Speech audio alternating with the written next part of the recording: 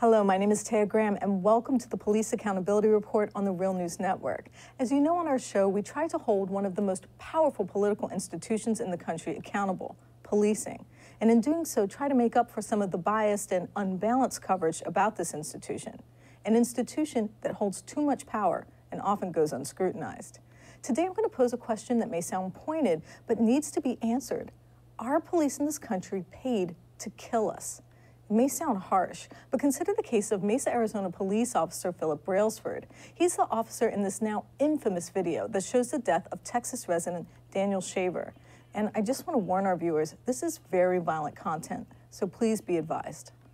Shaver was staying at a hotel when police responded to a 911 call that a man was wielding a rifle. He had, in fact, been showing two friends a pellet gun he used for work for pest control. But despite the fact he was unarmed, this scene unfolded outside the hotel room where he begged for his life. Okay, young man, listen to my instructions and do not make a mistake. You are to keep your legs crossed. Do you understand me? Yes, sir. You are to put both of your hands palms down, straight out in front of you. Push yourself up to a kneeling position. I said, keep your legs crossed! I'm sorry. I didn't say this in conversation. Put your hair! Hands up in the air! You do that again, we're shooting you. Do you understand? Please do not shoot me. Then listen to my instructions. I'm trying to do what you... Don't talk! Listen! Hands straight up in the air. Do not put your hands down for any reason. You think you're going to fall, you better fall on your face. Your hands go back in the small of your back or down. We are going to shoot you. Do you understand me? Yes, sir. Crawl towards me. Crawl towards me! Yes, sir. Don't go!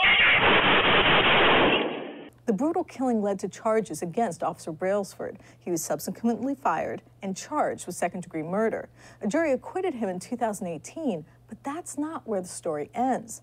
Because it turns out Brailsford made a secret deal with Mesa City officials. He was actually rehired so he could receive a lifetime pension in 2018, a secretive deal that is just now coming to light.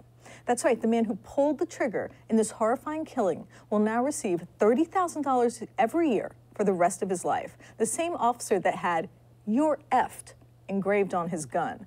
So joining us today is investigative reporter and Real News producer Stephen Janis. So Stephen, although this may seem like a minor payment, this actually has really far-reaching consequences, doesn't it? Yeah, you have to consider the fact that the officer is just 28 years old, Brailsford. And so he will be collecting this $30,000 maybe for 60 years, let's say, given basic life expectancies, 50 or 60 years. That's a massive amount of money. That's like 1.5, 1.8 million. Now, to be able to like purchase an annuity, for example, that would give you that kind of income over the period of life where how long he's expected to live, would basically you need about $600,000. I did the calculations. So basically, the city of Mesa, Arizona, just minted a millionaire almost. You know, made someone pretty wealthy, because at the age of 28 to have a $30,000 income for life is incredibly expensive. Yes. You know, if he was 65 or 70, it would be a different story. But he's not. He's a young man, and these consequences are continual. Like he will, for decades to come, be on the payroll of Mesa City, and for an act that many people said was despicable. So it's a really perverse incentive, and I think extremely problematic and extremely expensive. Right, and we can't forget that he was accused of a heinous crime. Right. I think people have to understand there is a huge pot of money set aside so police can retire early or simply leave the force for medical reasons, and how this changes the dynamics of policing. That's because in cases like Brailsford, retirement or extra pay is often used as a way to coax officers who get in trouble to retire early or leave entirely. Take, for example, New York City. The average pension for a retired police officer is $74,500 compared to $35,000 for a civilian employee. What that means is that pensions and other payouts are literally making cops like Brailsford millionaires, and in some cases, multimillionaires. Stephen, how are cops becoming millionaires after they stop working? Well, I mean, the reason you have to consider it in this mode is that because people are retiring at such an early age and the money is given to them at ages that would be considered unprecedented for retirement. I mean, anyone who knows the big battle over Social Security in this country has been over raising the retirement age, because the sooner or younger you retire, the greater the liability. When policing, there's been no such problem. For example, in Baltimore City, it used to be 20 years and you could retire for life. 20 years. So people could retire at the age of 42 or 43. If you're healthy, there's another 40 years of life that the city has to cover. And so it creates a huge and overwhelming liability for cities, hundreds of millions of dollars that have to be invested to pay for these obligations. And they're not obligations a city can easily shake. It's written in the law. And courts are very, very, very reluctant to intervene in pensions. So when you hire a police officer, you're saying, I'm going to make you a millionaire, okay? And you know, you're not just going to pay you good pay, and like in Baltimore City, we have overtime to work the streets, but I'm going to make you a millionaire. And you know, so there's some strange incentives in policing. And as our next interview will point out, that's not where the perks end or the only perverse incentive that informs how we're policed. Luke Broadwater from the Baltimore Sun did a piece years ago about a policy in Baltimore that actually gives officers who shot someone bonuses, ostensibly for psychological trauma. In some cases, the payouts were made after they killed someone. Let's listen to what Luke has to say. I was doing research into workers' compensation claims, starting at first with teachers and other aspects of city government.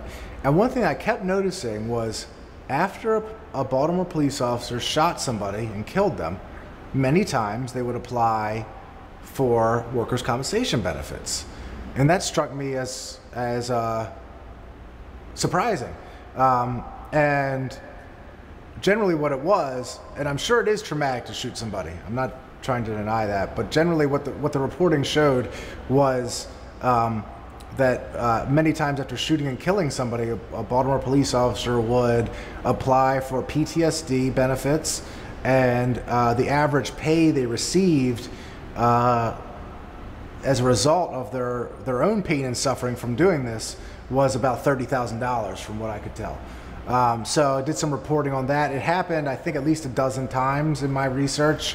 You know, and obviously when families of the deceased heard about this, that not only is their loved one dead, but the officer who shot their loved one now is receiving extra money in their point of view.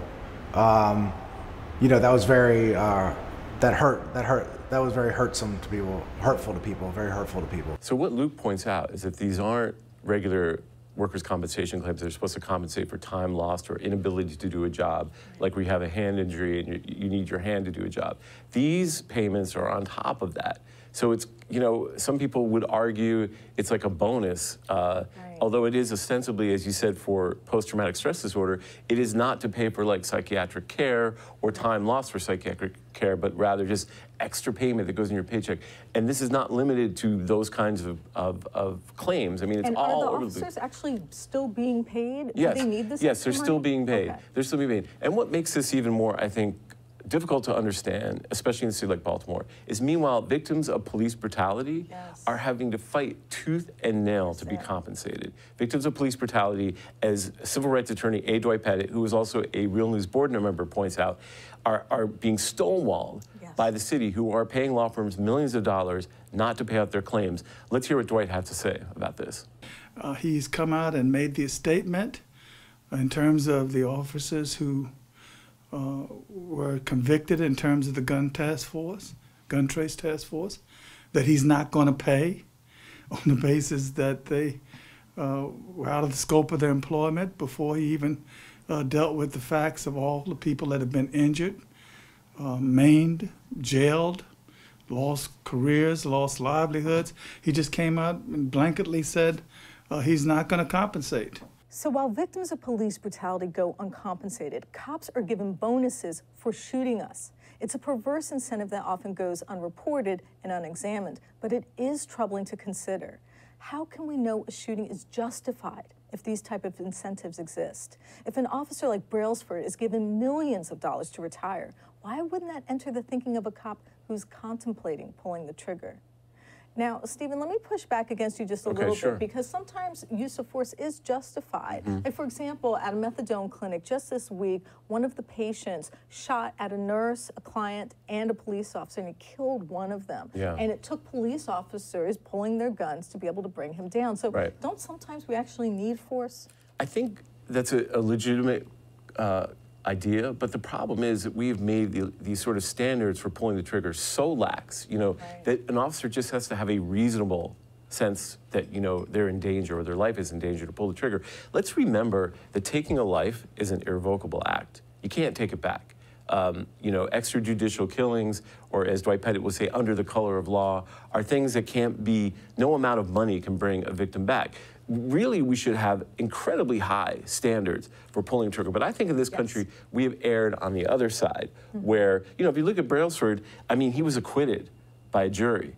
We have erred on the side of if an officer has any bit of fear, pulling the trigger is justified. And aren't they trained to do so? Pretty much. Pretty much it's like the idea is reasonable. Right. If an officer makes a reasonable, and that's a pretty broad, subjective kind of standard. Right. I think that for someone like me as a reporter who has interviewed many people who have lost loved ones in police-involved shootings or police killings, the pain never goes away. Absolutely. Because it is irrevocable. So, for us to say, well, it was reasonable, or there are cases that do require it, doesn't mean that every other case should be justified or rationalized in that context. It means that we have to look at it and say, is there anything else that could be done in that instead of pulling the trigger and killing somebody? Right, especially when you think of a case like Stephon Clark, who was shot in his own grandmother's backyard for holding a cell phone, which a cop reasonably assumed might be a gun. Yeah. So it is that type of fear that police officers are dealing with, that at any moment someone could be holding a gun. That is, I think, part of the reason why we're seeing these police-involved shootings. I think if you look at other countries, they look at us like we're crazy.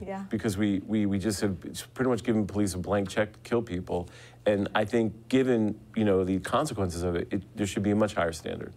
And when you say a blank check, you make a really good point, because when you look around Baltimore and you see crumbling schools without heat and recreation centers in disrepair, keep this number in mind. Since the beginning of the decade, the city has poured over $700 million into police and fire pensions. And on top of that, recent estimates put the city's liability for post-retirement health benefits around $2 billion. It's a staggering price tag for an agency that has, by all measurements, been ineffective in Baltimore. And it's a huge bill for a city that is one of the poorest in the country and continues to suffer from record high crime.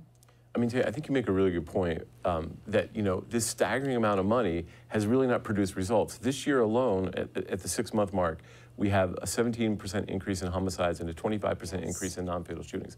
Now, of course, one could say police are not the solution, but because the city has to commit so much money to these things like pensions, post-retirement benefits, we spend about $50 million a year on a variety of employees, school employees, city employees, but mostly police, with those type of claims that we're talking about, the kind of workers' comp claims. So the investment, the entire civic largesse of the city goes into that. And as we pointed out before, it's very important to remember these lopsided structures of inequality create lopsided structures of imagination. You have an empty, denuded recreation center as a symbol of the city's despair, and we can't fix it, or the crumbling roads, because we have to put $700 million into pensions for police and fire. It doesn't make any sense for the poorest jurisdiction. And what we get is higher and higher crime. The bottom line is, do these incentives prompt police to create mayhem instead of solving problems? If you get a big payout for executing this incredibly violent act of shooting someone, what's the incentive to de-escalate? Who's getting paid to communicate and take a real interest in the community?